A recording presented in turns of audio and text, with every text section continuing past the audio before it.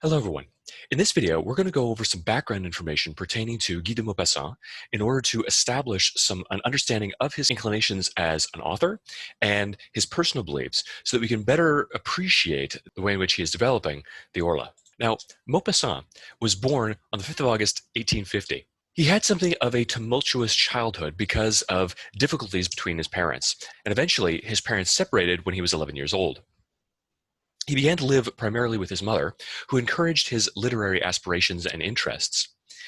However, when he was a very young man, Guy de Maupassant rejected religion. He developed a kind of anti-ecclesiastical sentiment, which means the hierarchies of religion, the structures of religion became anathema or repugnant to him. Largely, this was due to the fact that he was schooled at a religious institution, and he found that the sort of repressive nature of that institution and the tasks that he was assigned therein unbearable to him until he finally got expelled. As an author, Guy de Maupassant was not primarily somebody who worked inside the weird genre. Instead, he was interested in the truthful representation of man, life, and the world, and an exploration of the lower classes and middle classes primarily. So he was defined, or most of his works were defined, by literary realism and literary naturalism. In this way, we can say that Maupassant, although the Horla is a work of the weird that Lovecraft describes, Maupassant himself works in both spheres, right? The dull, plodding, prosaic literature that Lovecraft derides in supernatural horror and fiction, that's realistic literature. It deals with real people, their lives, their everyday concerns of finance and romance. But he is also an author of the weird. And yet, unlike the majority of the authors that Lovecraft describes who engage in weird storytelling or are fascinated by these clawings and scratchings and the flutter of wings from beyond our universe and beyond this world, Maupassant became fascinated with madness and the bizarre, the phantasmagoric, because of mental illness. We'll talk about that in just a moment. Those two literary modes which he was most commonly associated, the ones with which he was most often familiar, realism and naturalism. Realism is all about grounding your story or creating a story that is grounded in contemporary society. It avoids or eschews a contemplation of a mythic past, epic conventions, the conventions of romance. It's trying as best as possible to present a realistic perspective on life, but also a realistic perspective that is in some way attenuated by optimism. It is made to be marketable to a middle class of readers who are themselves the main subject. Realistic fiction focuses on the characters, their psychology, and the mundane interpersonal or moral conflicts in which they engage. And oftentimes, in this realistic work of fiction, there is a critique of contemporary society or social developments or systems. In a sense, the works of Jane Austen and the works of Charles Dickens are works of realistic literature primarily. Obviously not something as famous as The Christmas Carol because there is that element of supernaturalism, but let's say Oliver Twist, in the sense that these characters in Oliver Twist or Hard Times are grappling with or trying to find their way in the world, grappling with the concerns of finances and food, and there's a kind of morally didactic narrative within that story, right? It's conveying a critique of the poorhouses or the treatment of workers and the like. Literary naturalism is a kind of development out of realism in the most general terms, but it's ideologically distinct. One of the things about literary naturalism is that it is fascinated with the idea of determinism. Remember that when we discussed Lovecraft, we said that he was a mechanistic materialist. Well, the mechanistic materialist believes that the universe is just clockwork.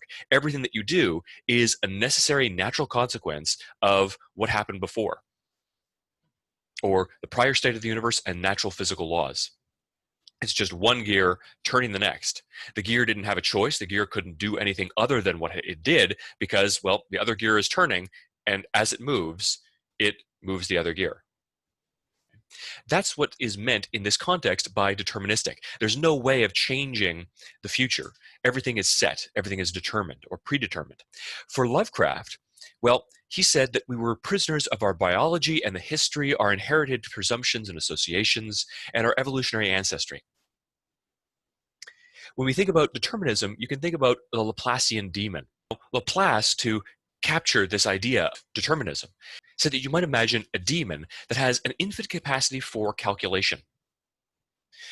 In other words, it can run through innumerable, infinite number of mathematical calculations at the same time. Also suppose that this fanciful construct, he doesn't actually believe it exists, but it's a thought experiment. Also suppose that this fantastical demon can be aware of the positions and speeds of every single particle down to the most minute, elementary, fundamental, subatomic particle in the universe. That demon, because he is omniscient and because he has infinite calculating powers, could also see the future. Because if everything is just physical, if everything is just matter, well, then he can see where everything is at this moment. He knows the laws of physics and he can apply them. So he could calculate the position of every particle, the action of every person, because our brains are just a confluence of all these different particles. He could calculate the position of everything and every choice that we made in the next second, the next 5 seconds, the next 5 minutes, the next 5 years, the next 5 millennia. This is the kind of determinism that we're talking about. With naturalism, there's a focus on determinism, and we'll talk about why that is in a minute, but there's also an emphasis on the working class rather than the middle class. So they're interested in the lowest forms of society, the lowest stratas of society. The non-existence of free will is a natural consequence of naturalism's views regarding the constraints of our heredity and this idea of determinism. You don't really have free will. In turn, because man is only the product of a sociological and biological process of evolution, we are only what our genes make us, and we are only what our society makes us, and nothing more, because our free will doesn't really exist in this view. Man can be the subject of scientific inquiry as an animal no different from any other. They can be observed and studied based on the scientific principles of biology, sociology, and the observational techniques that we employ when we're studying how animals react to certain stimuli. Human beings have no free will, they have no soul, they're no different than animals, so they can be examined and understood on the same biological terms. In this way, literary naturalism attempts to inspire a detachment from the subject. The moral issues inherent in realism, the didactic criticisms in realism about the injustices that are being inflicted upon the poor or the like, these are all ignored in naturalism because it wants to adopt the perspective of scientific objectivity in the observation of the creatures under study, other human beings. So, this moral issue of realism is foregone in favor of a kind of dispassionate, objective perspective on the subject. And it can come across as cynical. As an example of this kind of story, you have boule de suif, or ball of fat, or ball of lard. In this story, written by Maupassant, which is more characteristically representative of his inclinations as an author, the French resistance in the German-occupied city of Rouen is struggling against their oppressors during the Franco-Prussian War. There's a kind of patriotic celebration of the lower classes and a repudiation, a rejection, a critique of the upper classes. So we see that merging of realism and naturalism that defined him. In this story, a group of people are traveling together, aristocrats and bourgeois, so high and middle class peoples, and also lower class people, including the prostitute boule de suif. They're traveling together, and it is revealed that the aristocrats and bourgeois are disloyal and feckless. When this caravan of people encounters a kind of German patrol, boule de suif agrees to sleep with the commander in order to secure the release of all these imprisoned people. And she is pressured into this by many of the other upper class people around her because, well, they want to leave. However, after she does this, they reject her and scorn her and they shame her for what she has done. She's derided by these higher class individuals.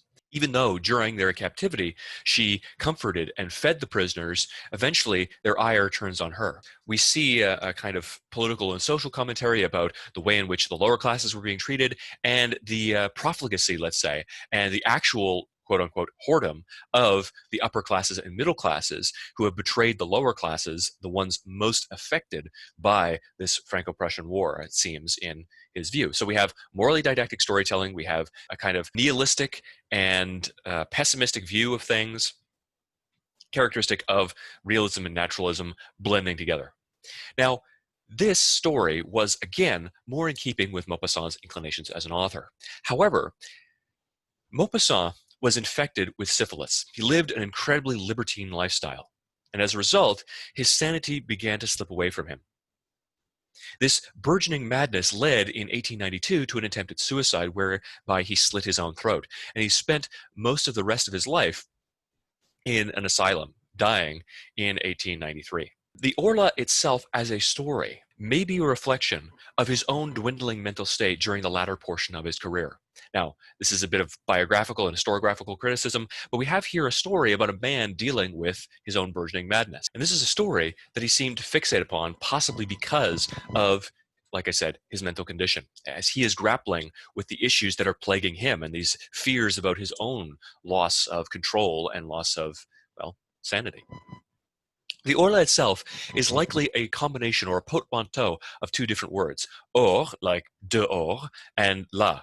So the story's title is kind of like an amalgam of different words that suggests, well, the one who is out there. And that is a prototypically weird sentiment. You're lying in bed thinking about what is out there. You're hearing this clawing and scratching of unknown outer forces. Right? The one who is out there clawing to get in.